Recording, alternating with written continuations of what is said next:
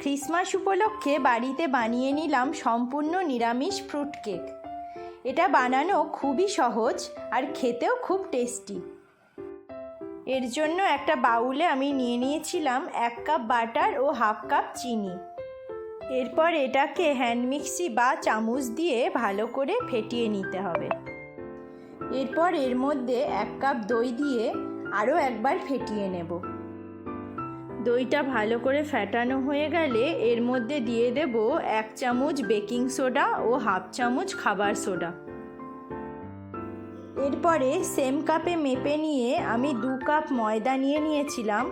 এটাকে ভালো করে চালনি দিয়ে চেলে মিশ্রণটার সাথে মিশিয়ে নেব।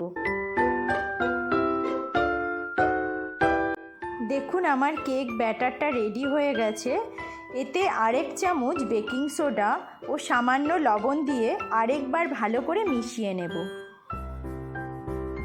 দেখো এরপর আমি কিছু বাদাম ও টুটি ফুটি দিয়ে মিশিয়ে নিয়েছিলাম আর কিছু ড্রাই ফ্রুট বাঁচিয়ে রেখেছিলাম কেকের উপরে ডেকোরেশনের জন্য।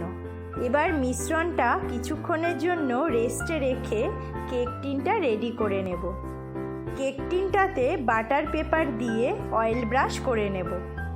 এবার কেকের ব্যাটারটা দিয়ে কেক টিনগুলো অর্ধেক ভরে দেব আর অর্ধেকটা খালি রাখবো কেকটা ফোলার জন্য। এরপর বাঁচিয়ে রাখা ড্রাই ফ্রুটগুলো কেকের উপরে দিয়ে সাজিয়ে নেব। এবার ওভেনটাকে 180 ডিগ্রি সেন্টিগ্রেডে 5 মিনিট প্রিহিট করে নিতে হবে। তারপরে কেক টিনগুলো ওভেনের ভেতর ঢুকিয়ে দিয়ে 40 মিনিট ধরে বেক করে নিতে হবে। 40 মিনিট হয়ে গেছে। দেখুন আমার কেক রেডি।